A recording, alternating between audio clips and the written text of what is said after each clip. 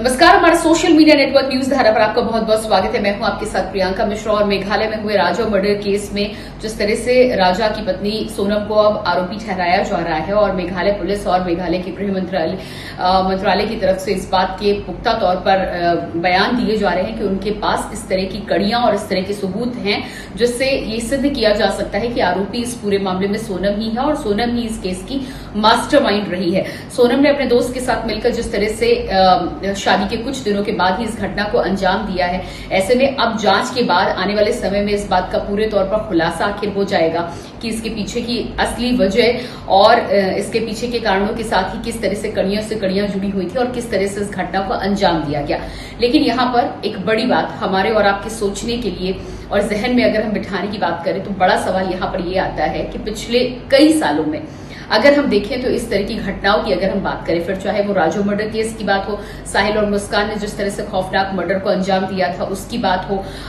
TCS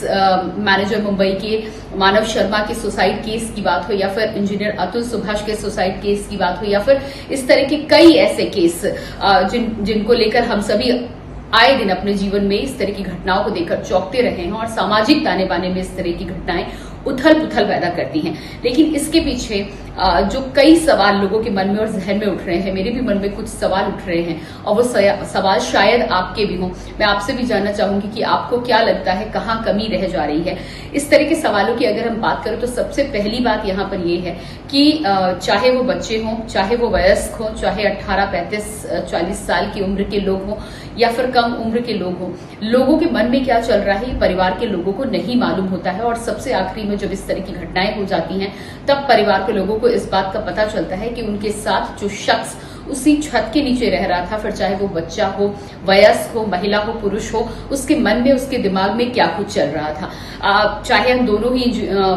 managers और engineers की बात करें जिनके परिवार वालों के साथ उनका संपर्क भी बना हुआ था, ऑफिस में भी दोस्त और कलीग तमाम तरह के लोग होते हैं, दोस्तों की टोली भी होती है और इस समय सोशल मीडिया में देखा जाए तो दोस्तों की भरमार है। लेकिन ऐसा क्या है या ऐसी क्या कमी है कि इनके जहन की बातें, इनके मन की बातें शेयर करने के लिए इस तरह के लोगों को कोई नहीं मिलता और अंत में इस तरह की का कदम उठाना पड़ता है। क्या इससे पहले कोई ऐसा व्यक्ति नहीं होता जिससे बातचीत कर ये इस तरह की परेशानियों को दूर करने का हल निकाल सके या रास्ता ढूंढने का प्रयास कर सके? आखिर में परिवार को पता चलता है। या फिर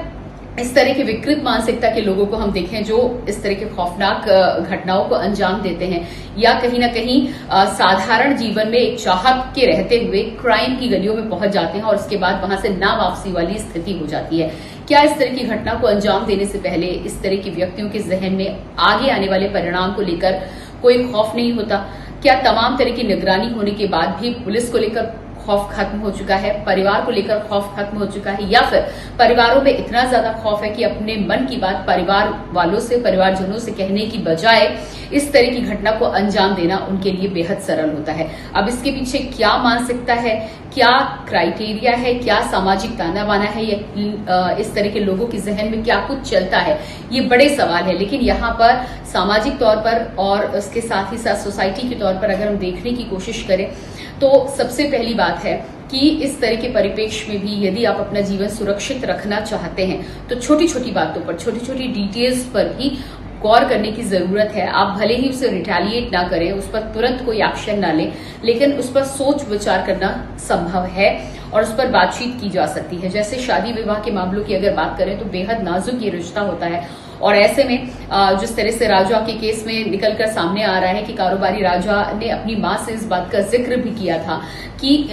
सोनम यानी कि वो लड़की जिससे उसका विवाह होने वाला है वो उसमें इंटरेस्ट नहीं ले रही है, तो इस बात को लेकर तह तक जाने की जरूरत है। आगे इस तरह के हादसों में अब लोगों को सोच समझकर फैसला लेने की जरूरत है और अगर उन्हें इस बात का आभास होता है कि दूसरी तरफ से इंटरेस्ट नहीं निकलकर सामने आ रहा है तो उसकी छानबीन करने की कोशिश करें। क्या कोई ऐसी वजह है जिसकी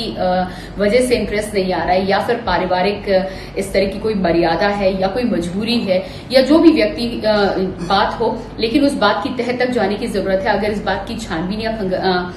पड़ताल पहले की गई होती तो शायद इस बात की कहीं हद तक, कुछ हद तक जानकारी होती कि सोनम इस विवाह के पक्ष में नहीं थी और विवाह की शुरुआत से ही यानी कि एंगेजमेंट के बाद से ही इस बात का पूरा प्लान बनाया हुआ था कि शादी के बाद इस तरह की घटना को अंजाम दिया जाएगा और उसके बाद विधवा होने के बाद अपने पुराने दोस्त के साथ वो शादी कर अपने बेहतर जीवन के सपने और ख्वाब देख रही थी। तो ये तमाम जो सवालात हैं, तमाम जो परिप्रेक्ष्य हैं, उन पर गौर करने की जरूरत है। अब सीधे तौर पर यहाँ पर क्या करना चाहिए, किस तरह से लोगों से बातचीत करनी चाहिए, क्योंकि लोग खुलकर सामने नहीं आते, लेकिन परिवार के लोगों की बात हो या इस तरह के रिश्तों की बात हो, माइन्यूट डिटेल्स पर अगर ध्यान देने की कोशिश की जाए या उनकी जांच पड़ताल करने की कोशिश की जाए या कम से कम गौर करने की कोशिश की जाए, तो हो सकता है कि कहीं ना कहीं पर्दे खुले, हो सकता है कि कुछ जानकारियां निकलकर सामने आए। खैर, इस तरह के केसेस को लेकर, इस तरह की मानसिकता को लेकर और सोसाइटी में पुलिस के दबाव को लेकर, परिवार के अनावश्यक दबाव को लेकर या फिर तनाव और टेंशन, डिप्रेशन, इस तमाम तरह की चीजों को लेकर या गलत संगतों में फंसने को लेकर आपकी क्या कुछ राय है, आप अपनी राय जरूर रखिएगा। और इस तरह की परेशानियां अगर हैं या किसी के जीवन में आती हैं तो क्या करना चाहिए, उसको लेकर भी अगर आपके पास सुझाव है तो अपने सुझाव हमारे ऑडियंस के साथ, एक दूसरे लोगों के साथ साझा जरूर कीजिएगा, ताकि कम से कम इस तरह की घटनाओं को अगर तुरंत ना रोक सके तो आगे आने वाले समय में एक प्रयास की शुरुआत जरूर की जा सके। धन्यवाद।